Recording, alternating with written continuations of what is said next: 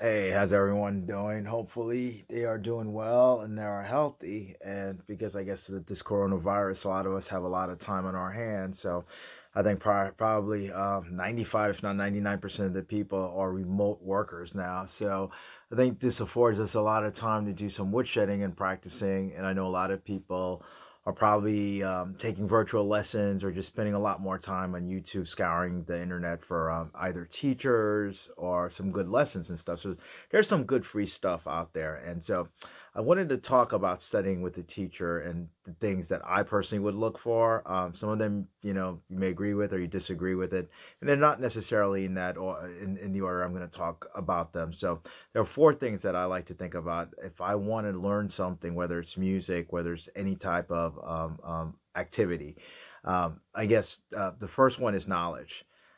Knowledge to me means a lot of different things when we talk about music. So it depends upon the different genre of music you're looking at. So if you are studying, classical, you might want to learn about this classical pedagogy. You might want to learn about the different periods, whether it's romantic, anything of that nature. Knowledge also doesn't just mean things like that or music theory. It could be something as simple as I want to learn a little bit more about the history of the bebop era. So I want to study with somebody who has that knowledge that can convey that knowledge. It could be I want to study blues, so I may want to study with an old blues master who's going to have anecdotal studies or say anecdotal stories about his or her playing and things of that nature. So it's not knowledge per se on what is what is a Dorian mode, Phrygian mode, or Lydian mode. So that's also important too. So you need somebody that can convey that knowledge if what you want to learn is a lot more theory. So that's to me the first thing. Go to somebody who actually knows his or her craft. So number one is knowledge. The second one, because we're guitarists, it's technique.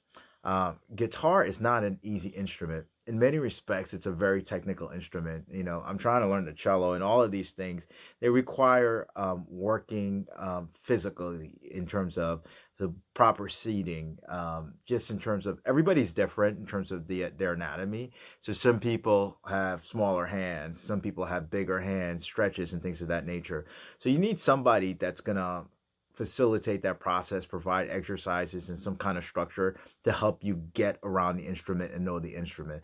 And that's regardless of whether you want to learn to play with a pick and you're going to be playing rock and you're going to want to do picking, or if it's jazz guitar, or if it's classical, or you want to be a finger style. So technique to me is very important.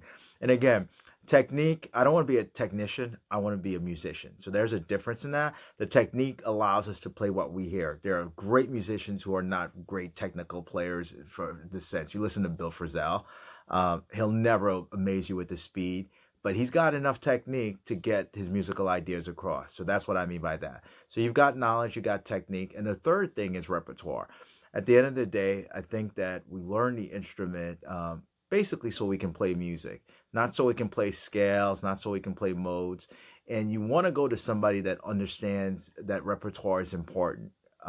Whether you want to learn standards, if you're learning jazz, whether you want to learn the classical studies, the etudes, whether you want to advance even further and learn romantic period, what have you, if you're studying classical guitar, whether you want to learn, simple thing like a couple of Beatles songs, what have you. So you want to learn songs. I think songs are the building blocks, and it's almost like the reward that we get at the end of the day for all our hard work is the ability to play a song. So when you go to a party or any place else, you don't have to be a gigging musician, and somebody say play something, you can play it from beginning to end. That's personally why I like solo jazz guitar, just solo fingerstyle guitar. So you got knowledge, technique, you got repertoire. The fourth, which to me is maybe the most important thing, it's inspiration.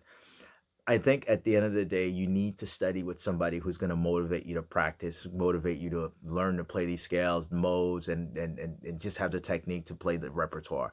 If you are not going to a teacher that's going to inspire you to play and want to pick up the instrument, then you are going to the wrong person, period. Okay, it's as simple as that. So I think that sort of wraps it around.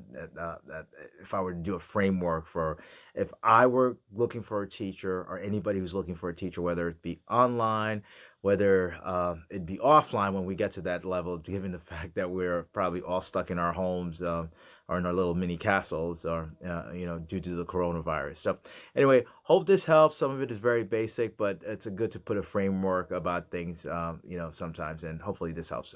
Thank you so much for watching. Bye now.